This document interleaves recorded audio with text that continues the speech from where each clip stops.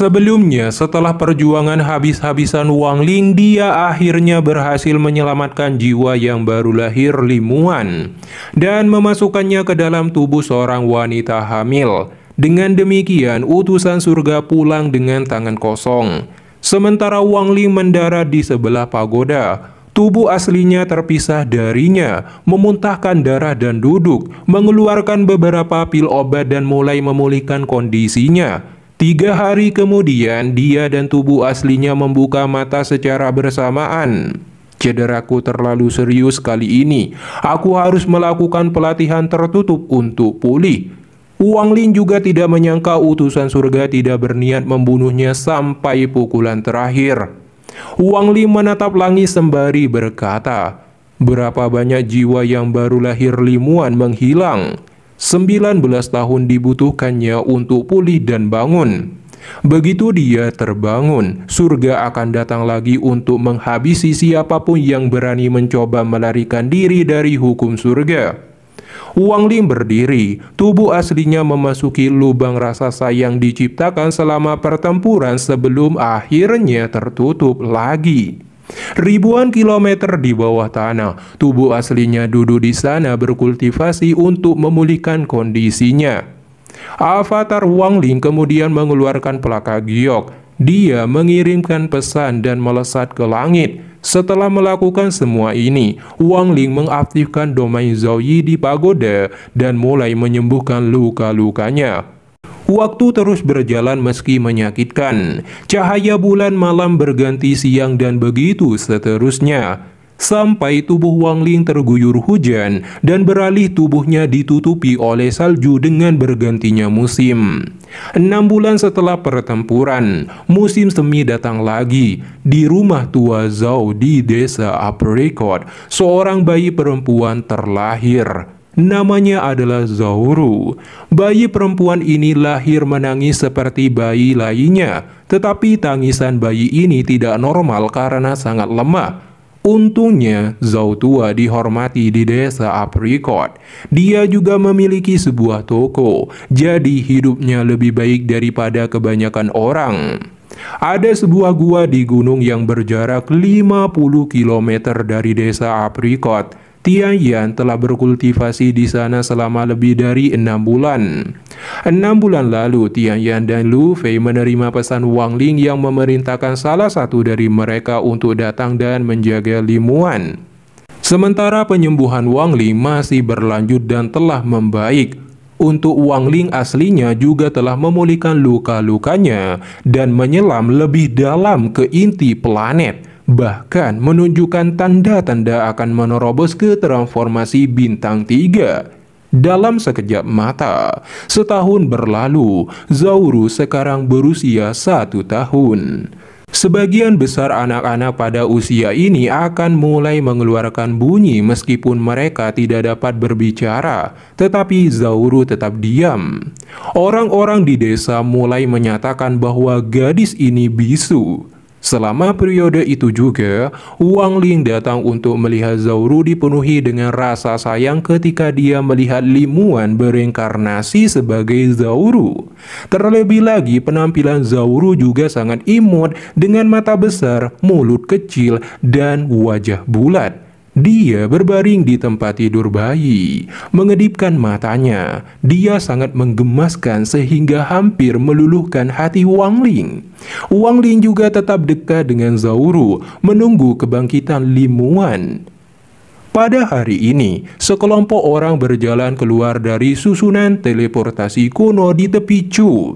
Di antaranya Zixin, Gong Shufan, Yu Meng, Sun Dian, Simo Hai, dan Qiu Xiping. Tujuan mereka menuju makam immortal dan terpaksa menggunakan jalan Chu walaupun jauh karena jika melewati Zhao akan ada pos pemeriksaan. Sun Dian kemudian memimpin terbang menuju utara. Dalam perjalanan ini, Qiu Xiping sangat memiliki harapan untuk mengikuti Sun Dian agar dapat menerobos tahap formasi jiwa dengan mendapatkan objek di makam immortal. Sementara Cixin dapat merekrut dan meminta bantuan Sun Dian setelah dia mengungkapkan beberapa rahasia yang tidak dikatakan pada Wang Ling. Selama perjalanan ini, Sun Dian terkejut melihat Chu telah berubah. Yun Meng berkata sakte langit awan telah melahap beberapa sakte lainnya dan menjadi sakte nomor 1 di Chu.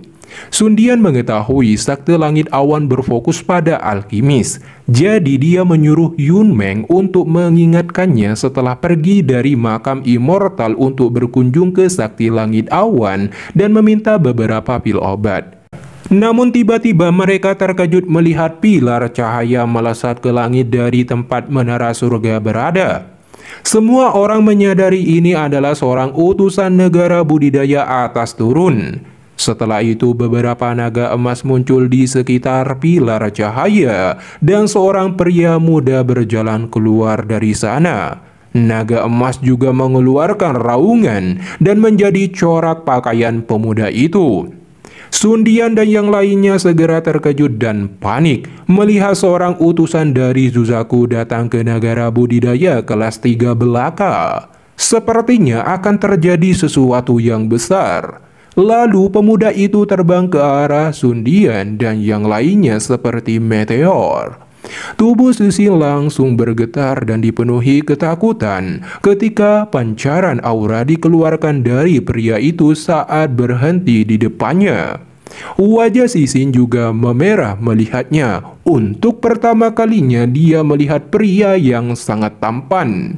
Pemuda itu bertanya mau pergi kemana.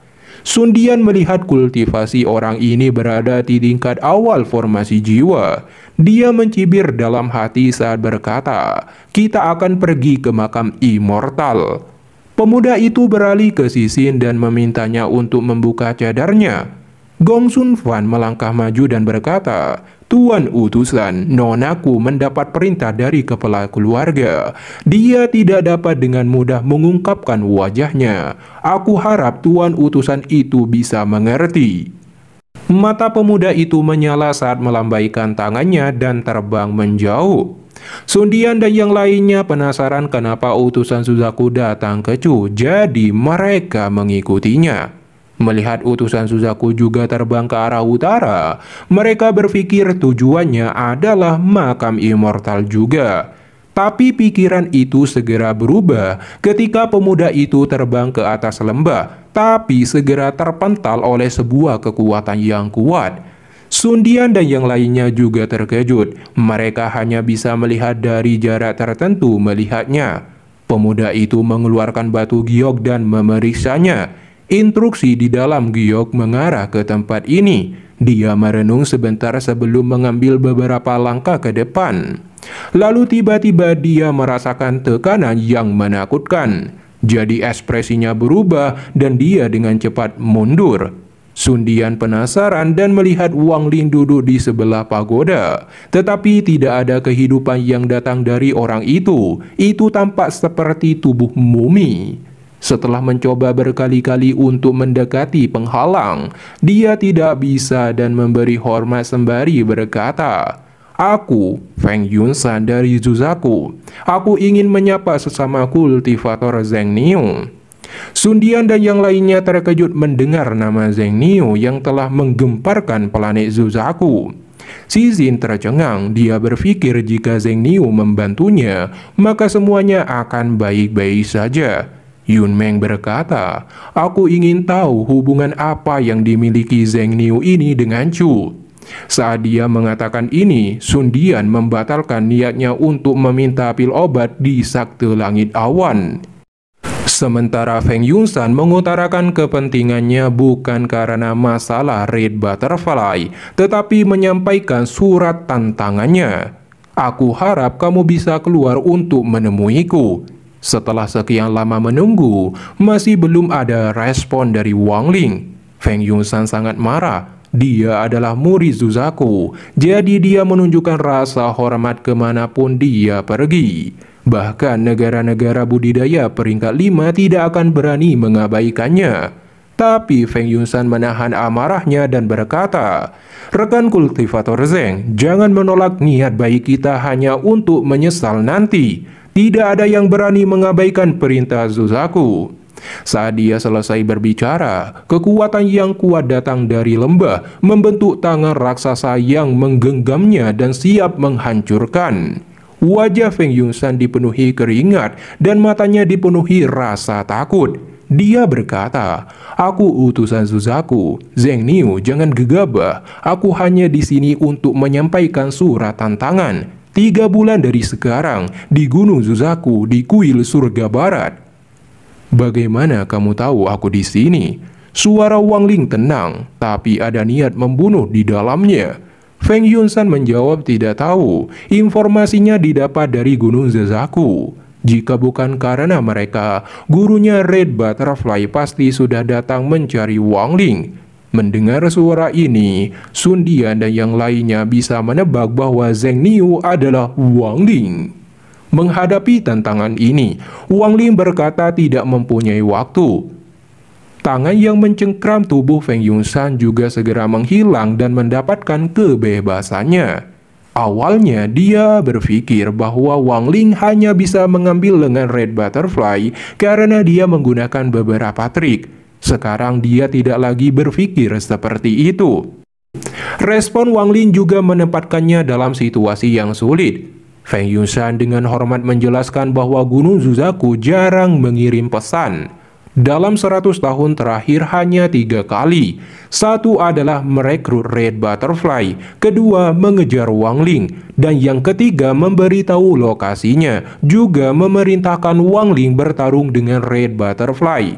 Jika menerimanya, Wang Ling akan mendapatkan manfaat besar jika menang. Tapi Wang Ling berkata pada Feng Yunshan untuk memberitahu Red Butterfly jika ingin bertarung harus menunggu 10 tahun lagi. Setelah mendapatkan jawaban pasti Wang Ling, Feng Yunshan pergi. Lalu Wang Ling menghilangkan domain Zhao Yi saat mengundang Sun Dian dan yang lainnya ke lembah. Wang Ling kemudian menyambut kedatangan mereka dengan ramah, mempersilahkan duduk. Cixin sungguh tidak menyangka bahwa Zheng Niu adalah Wang Ling dan minta maaf atas kelancangannya sebelumnya. Wang Ling tidak mempermasalahkannya dan mengetahui Cixin akan pergi ke makam immortal untuk menyelamatkan ayahnya. Wang Ling juga mengenuangkan teh kepada Sun Dian dan terkejut dengan rasa teh itu mengandung energi spiritual. Wang Ling berkata telah mendapatkannya selama berkeliling di alam surgawi.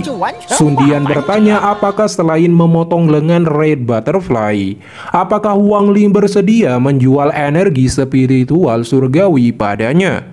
Wang Ling berkata itu bisa diatur saat menerobos tahap transformasi jiwa. Selain itu, Wang Ling bertanya kenapa Sun Dian ingin pergi ke makam abadi. Cixin menjelaskan di sana ada pohon reinkarnasi dan dia mempunyai petak untuk ke sana.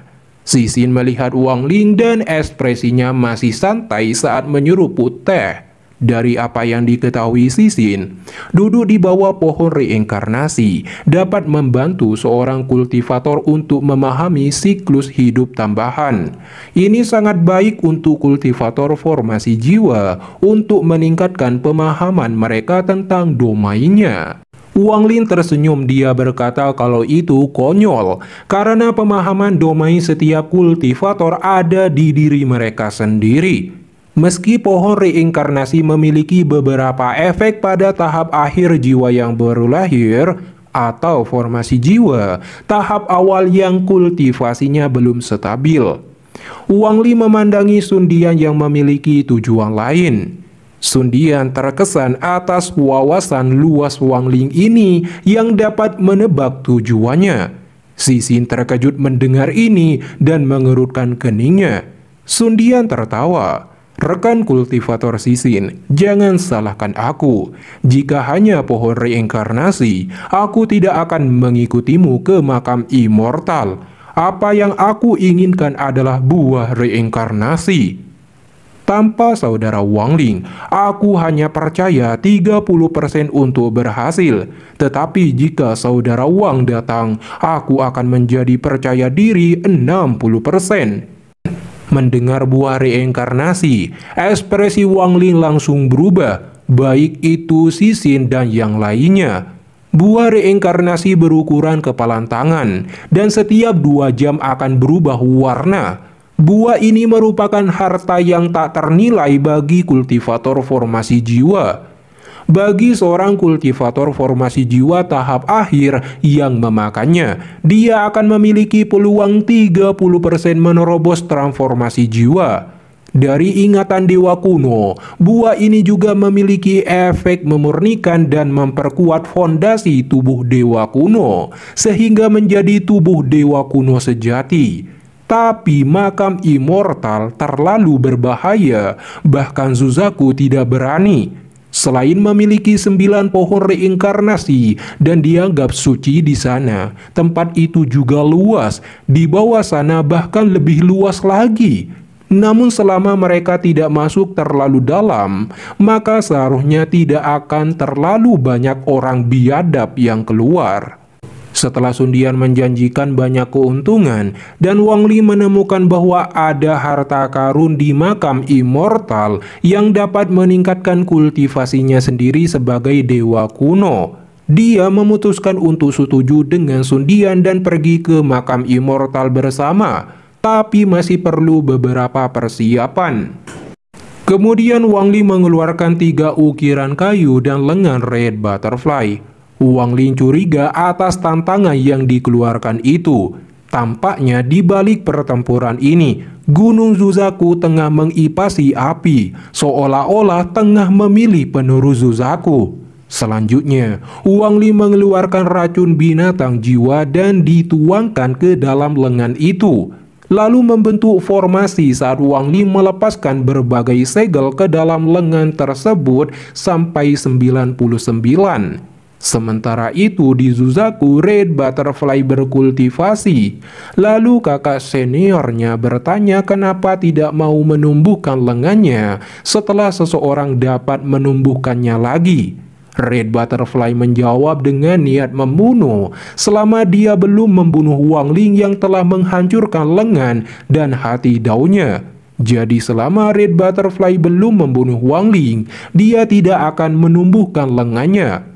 Namun tiba-tiba, sebuah asap hitam keluar dari tubuh red butterfly dan rasa sakit menginvasi tubuhnya. Red butterfly menyadari ini perbuatan Wang Li menggunakan lengannya.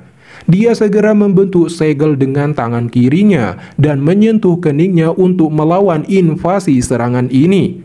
Sementara di sisi lain di Gunung Suzaku, Feng Yunshan menyampaikan tanggapan Wang Li atas undangan tantangan itu. Mendengar jawaban Wang Li yang menunda hingga 10 tahun, membuat para tetua di sana marah dan memerintahkan seseorang bernama Ziwu untuk membawa Wang Li hidup atau mati. Tapi tiba-tiba seseorang yang mendominasi menghentikannya dan menyuruh menunggu saja sampai 10 tahun. Sementara Wang Li yang telah selesai melukai red butterfly melalui lengannya, segera mengucapkan selamat tinggal kepada Zauru. Dia bersiap mengikuti Sundian, Sisin, dan yang lainnya dengan berani memasuki makam immortal dan memulai petualangan baru.